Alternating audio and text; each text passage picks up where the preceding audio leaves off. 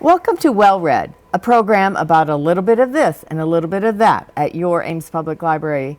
Hi, I'm Jerry Hyde, Youth Services Manager at your Ames Public Library. Today, have you ever thought about what our books and our book characters do after we close the library? Do you think they get out of the books and start playing around like the night in the museum? That may be a little far-fetched, but coming up, we do have a program called Step into Storybooks that do bring our picture books alive with characters and activities. With me today, I have one of our co-chairs of that particular event. Natalie, would you like to tell us a little bit about you and how you came about being on the committee to put this event on? Sure, thanks, Jerry. I have had a full career in early childhood and been very interested in what's happening in the community related to children from birth to age 5.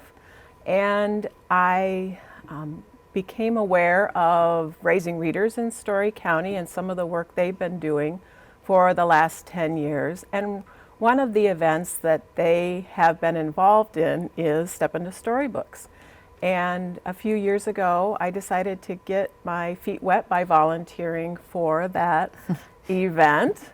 It was, at that time, held at Ames Community, or Ames, ACPC. And I just came and read stories to children that year and thought, what a great event this is, and decided that I wanted to get more involved the following year. So this will be my 4th year of involvement in Step into Storybooks, and the event has been going on for, this will be the 9th year. Right, we've been at various venues. So we started out at the high school, and then we went to the middle school, and then ACPC, and then when the library opened up a couple of years ago, 3 years ago, we came here. And wow, weren't we astounded with the number of people that came that first year to the library? Yeah. And you were very involved. You had like the whole auditorium full of activities that you were responsible. So when you said you got kind of involved, you really jumped right in after the year that you read books. So yeah, I got very involved that year. It was really fun for me to do something that was different, to serve in the community and to see all of the children and families who came that year and participated and got very engaged in lots of different activities related to the books we had chosen. And yeah, it was fun. Well, so let me kind of touch so our viewers can know what we're talking about. Our Step into Storybooks is a program that is for the 0 to 5 age group and their older siblings and caregivers that several years back, 9 years ago, Raising Readers in Story County, the Ames Morning Rotary, and the Ames Public Library, which kind of funny that I belong to all 3 of them. I never know which hat I'm wearing at the time when we're planning this event. And we planned this to kind of promote Rotary and to give something back to the community, but also focusing on that 0 to 5 because, and as you know, and hopefully our viewers know, that 0 to 5 time period is a very important time for our children to learn and experience the world and to prepare themselves to go to school, to learn how to read and learn how to do all that stuff that they need to do at school. So, so these activities that we have this time, our theme is Farm Tales and Tales. So basically you know that we're going to go with a farm theme. So what kind of activities are you planning on this year's? So one of the things about Step into Storybooks is we really want children and families to see themselves as part of everything we do. So their involvement in the activities we, where does the, how do their lives touch some of the things we do? So one of the things we have planned is to have a big tent out in front of the library, and we're going to have some farm animals out there, which if parents chose to take their children to one of the farms in the fall, say, for instance, to go to an apple orchard or go to a pumpkin patch or something, they may be able to see those animals directly. Many of the children actually are engaged with farm animals because they live out in the rural areas. So this is about the whole, our whole surrounding area and not just the city of Ames. So. And literacy is everywhere. Literacy is everywhere. So we want to, how do we talk about, it's a natural thing to talk about farm animals or tractors or such. So we're bringing in tractors, we're bringing in farm animals. And those kinds of things will be outside. Inside we have things like a farmer's market to play with.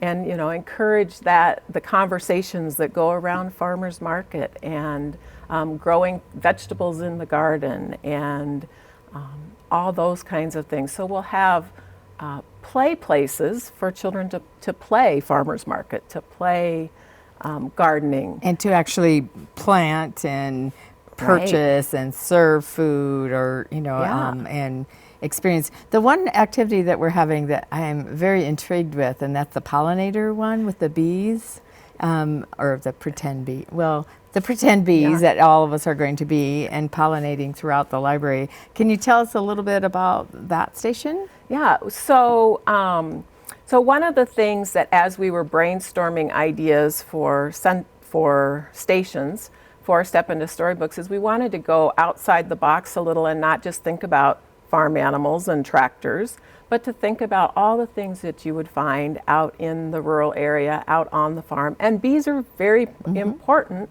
part of that whole process because we know it's important to get pollination to occur, and we need those different pollinators. So one of the activities that will happen is we've got one of our volunteers who's making up making up some flowers that children will use to go. Well, I'm not exactly sure how the activity works. Well, it's a wristband. It's a wristband that they are actually the flower, and then they're going to go to different places that have places that they could pollinate, so they can touch the flower with the bee and fly around to the next place and be pollinated. Something like that. So it sounds really, like I said, very intriguing, and it is a very important part in that discussion around what pollination is and what bees are doing, that bees are not just stinging you, they have a purpose in this world of what they do, and having that conversation with your child, no matter what age, the 0 to 5 toddler to 5 age is a very important time to start using the terminology and developing their vocabulary. And that's very critical. Having been in the early childhood world for 30 years or more. A couple of years. I've read the research. I understand the background behind all of how important vocabulary development is in those first few years. Those babies are born with that ability to just pick up vocabulary, a thirst understanding, for knowledge. a thirst for learning. And it's so important that we're having conversations with those babies and toddlers and such. But I really didn't understand the full effect of this until my grandchildren were born. Yeah, it's that one, original experiences that primary research that we do sometimes. And yes, I being a grandparent myself, that I totally understand where you're coming from, that we get to sit back and look at what they're doing instead of being worried about changing their diapers and doing all that kind of stuff. So that conversation and developing the world, or making them aware of the world around them. And like you said, some people live out on the farms, but I know myself, unless I go to a mock farm or some place like what this event's going to be like, I've not been on a farm to milk a cow or to touch a cow or to touch a chicken or what all that, and to know the knowledge that this is where it all starts, and then we go to market and we sell those items at market, and then we take them home and we eat them. So, or eat it. So growing all that. And there's a lot of other things that happen in our communities too. For instance, one of the stations we're going to have we're calling it the Jamboree, and it's about music, and it's about the music that occurs, and some of our we actually are going to have somebody here who's going to be singing with children, and we're going to encourage dancing and singing and such, and that's all part of just being part of that community, and that's one of the things, for instance, that our family does is sing and dance, and it's really fun to watch the children learn so much through all of that language that occurs through just those everyday activities that we have fun doing. And you just said a word that I think is a very important word, family, or your surrounding people that you live with, and doing something together. So many times in this world we complain about all the electronics and the technology and the television and all these other things that we aren't like communicating or having conversations together or learning together or having fun together. This is a great opportunity for that to happen. Absolutely. And we want families to understand that these things can happen in the simplest things throughout their days. When they're sitting down and eating and talking about where those vegetables came from, or even being able to read the packaging on the breakfast cereal or and talking and having conversations about the print, and having conversations about, it's just everything is about those everyday experiences and what's happening throughout the day and places we're going, and being able to take a walk through the farmers market in downtown Ames and talk about where everything comes from. Well, and you see it's such a variety. And when I walk down the farmers market, the big, huge, beautiful flowers is like, wow, I wish I could grow something like, and like, where do they come from? Because you don't really see them immediately in the communities, and unless you're driving out in the country, and then you can find some places that actually are growing them in quantities like that. So the conversations are very important, and these experiences are very important, and so from your educational background, what does that do for that child then as they grow up and go into school and develop through the school grades? Sure. Well, one of the things that we really want to encourage families to do, not only to talk with their children throughout the day and let them hear all that rich language every day in and out, but to get them engaged in books. Great. And have that love for books, because even the smallest baby finds comfort in hearing those familiar voices talking to them through books, reading. So just getting that pleasure out of sitting and listening to a book. Even that toddler who's chewing on the book, there's pleasure in that. There is. There's that enjoyment of picking up those books. So the combination of building all of that vocabulary and establishing that love of books, that together will really provide that interest in learning, in finding all those great characters that happen in the books. And finding out new things with all of the great nonfiction. So just having that interest in doing those things and having that background knowledge. A lot of the vocabulary is about background knowledge. Yeah, we promote a lot of the early literacy activities of singing and reading and writing. We haven't really talked about that, but some of the to market part will have the writing and taking orders and that type of thing. And then talking, talking with your child, our conversations that you're going to have on all outside, inside, upstairs, downstairs, and then also the playing, which I think this whole event is really all about playing together as a family and having those conversations, because we do have some characters that are going to be popping out of books in costume, and in addition to the animals that we have outside and some of the farm equipment that we will have outside, we'll have the various activities inside for infants and toddlers. Back here in our little blue play corner, we'll have our infants in a little farm scene, which I'm anxiously awaiting to see how. It sounds very, very cute, that what we're going to do. And so all those experiences will happen. There'll be around 20 stations that you'll be able to experience during that time. It's from 9 to 12 on April 8th here at the library.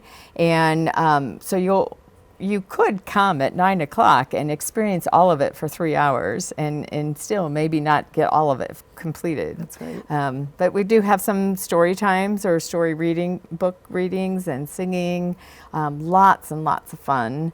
In addition to, you can also use the library and check out items while you're here. So a fabulous day. And just kind of to review, it's a collaboration between the Ames Morning Rotary, who provides the free book that your child will receive just by coming to the activity.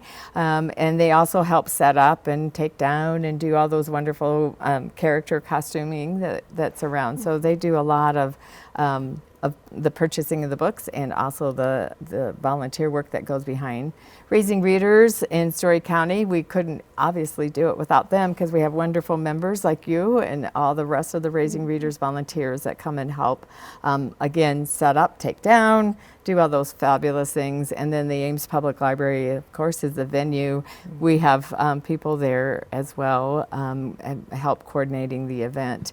Just fabulous things that happen and here at the library. So I want to end with our program with all these wonderful books that we have on display, which are some of the featured stations. But we have one that you've chosen is called Why Did the Chicken Cross the Road? And this one happens to be a book that's illustrated by a variety of different authors. This one happens to be Jerry Pinkney, one of my favorite illustrators, and that's all he did. He didn't really answer. You get to make that answer of why the chicken crossed the road. But why did the chicken cross the road? Do you have an idea? Well, actually the joke the other day I heard was, why did the pink pig cross the road? Oh my goodness. Because the pink pig wanted some pink water and some pink cake. I bet your granddaughter told you that That joke. was true. How did I know that? Yeah. And that's all the wonderful experiences that we are talking about. That so if you don't have a grandchild or a child that can come during the day, adopt one for the day and come and have fun with us. And by the way, why did the chicken cross the road? Because the light was green. And so the light is green for you to come to our wonderful event, Step into Storybooks, on April 8th, 9 to 12. Until then, happy reading.